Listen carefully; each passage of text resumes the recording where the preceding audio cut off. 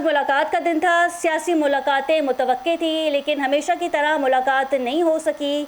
क्या वजूहात हैं? फवाद चौधरी भी काफ़ी मुतहरिक नज़र आते हैं और ये कहा जा रहा है कि वो सियासी टेम्परेचर को कम करना चाहते हैं, जबकि उनके पास पाकिस्तान तहरीक-ए-इंसाफ का मैंडेट नहीं है, इख्तियारात नहीं है। देखिए, बात आपकी बिल्कुल ठीक है कि उनके पास वो बिल्कुल इमरान खान साहब के और पाकिस्तान तहरीक-ए-इंसाफ के एक प्रेरणा साथी रहे हैं और पाकिस्तान तहरीक-ए-इंसाफ के लिए उनके दिल में दर्द भी है, पार्टी के लिए होगा। उनके पास मैंडेट उनके पास नहीं है, वो मैंडेट उनको खान साहब दे सकते हैं। उसके अलावा ये फैसला कोई नहीं कर सकता कि वो पार्टी के बिहाफ पे मुज़ाकरात करें या कोई बात करें।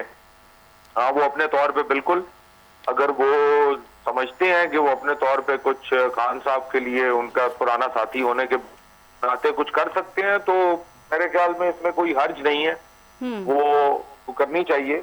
और अगर खान साहब उनको या अपने किसी भी पार्टी के बंदे को वो ये मैंडेट देते हैं कि हुकूमत के साथ या एस्टेब्लिशमेंट के साथ वो गुफ्तगू करें या मुज़ाकरात करें, तो वो कोई बंदा करेगा जिसको खान साहब मैंडेट देंगे।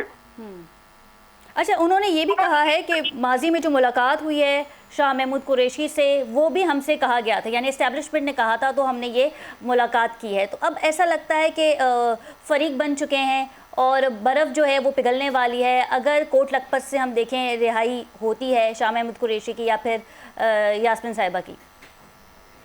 देखिए, ये सब सियासी कैदी हैं। शाह साहब पार्टी के वाइस चेयरमैन भी हैं।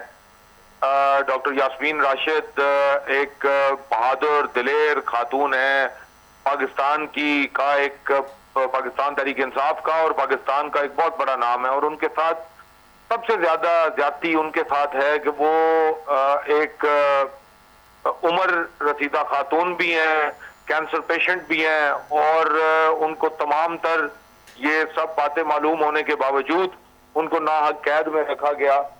तो अगर उनकी रिहाई होती है, उनको जमानत मिलती है, तो